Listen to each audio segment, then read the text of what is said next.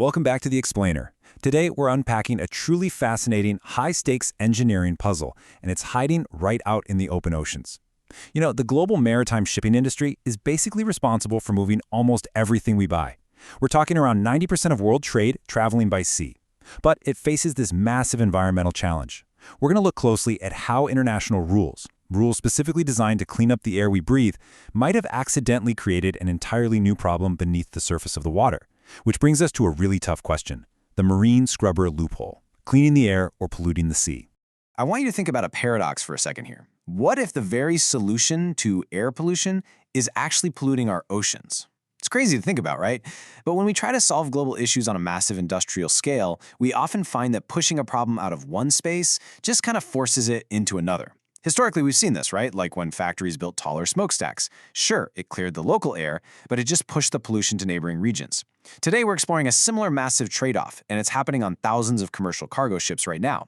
To really grasp the scale of this, we need to look at the strict international rules, the totally fascinating technology deployed to meet them, and of course, those hidden unintended consequences.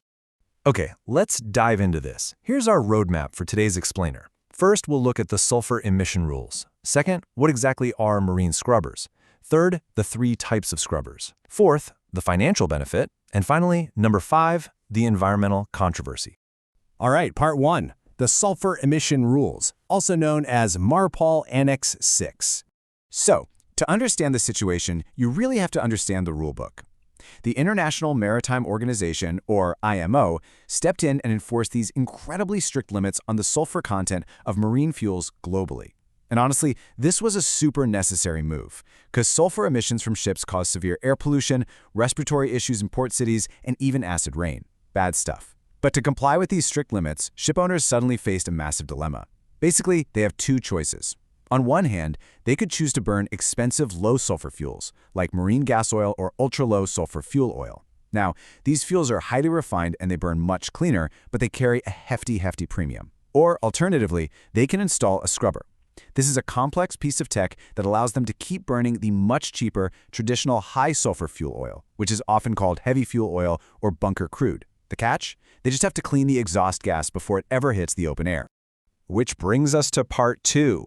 What exactly are marine scrubbers? The technical workaround. Now, if you want to use the official technical terminology, these are called exhaust gas cleaning systems, or EGCS for short. At their core, these are just massive pollution control devices, and they're installed right into the exhaust funnels of the ships. To picture this in your head, imagine an installation literally the size of a multi-story building, just fitted inside the ship's smokestack. Their primary job is to remove sulfur oxides, often written as SOx, and microscopic particulate matter, basically soot, from the ship's engine exhaust gases. The absolute key thing to remember here is that they perform this chemical washing process before those gases can enter the atmosphere. Typically, they pull this off by spraying massive volumes of water directly into the exhaust stream as it travels upward. The water reacts with the toxic gases, neutralizing the sulfur and capturing the particulate matter. So by literally scrubbing the smoke, ship owners can technically meet those strict international emission standards while still cashing in on the lower cost of that heavy, unrefined fuel oil. Let's move to part 3 and see how this builds. 3 types of scrubbers managing the wash water. Understanding the chemistry and the engineering at play here reveals exactly where the complications pop up. There are 3 main categories, and they're based entirely on how they process the vast amounts of water required. First up, we've got open-loop scrubbers. These rely on the natural alkalinity of seawater to neutralize the acidic exhaust.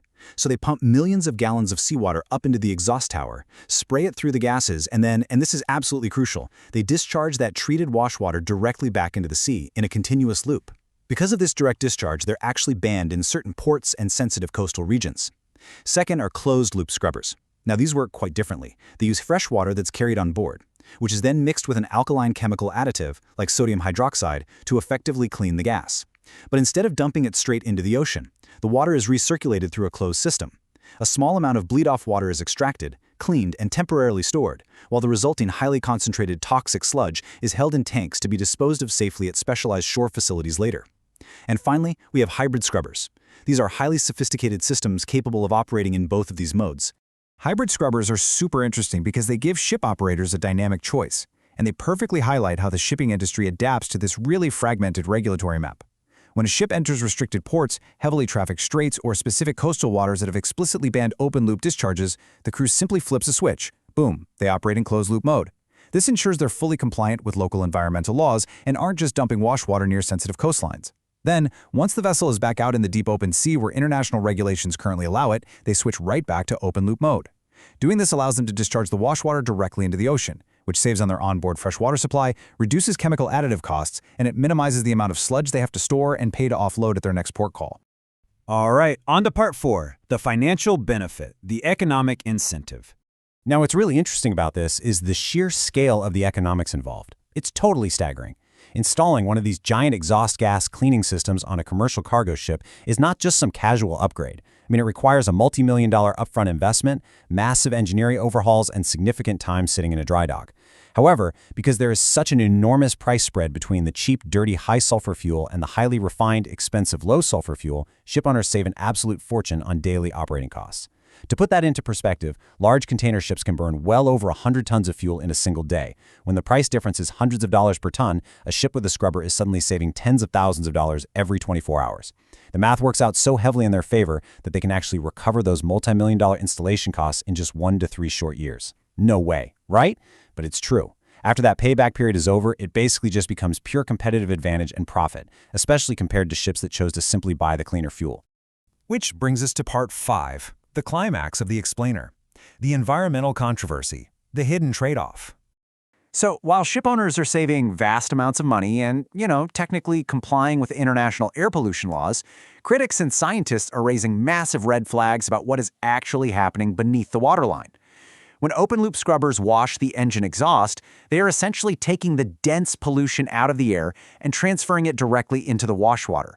And that resulting wash water, it's highly acidic. And that contributes to localized ocean acidification, which is a major threat to coral reefs and shellfish. Furthermore, the wash water contains heavy metals like vanadium, nickel, and lead. These metals don't just break down over time, they bioaccumulate in the marine food chain. It also contains polycyclic aromatic hydrocarbons, or PAHs, which are highly toxic and carcinogenic to marine life. And we're talking about millions of gallons of this chemical cocktail being continuously discharged straight into the ocean along the world's absolute busiest shipping lanes.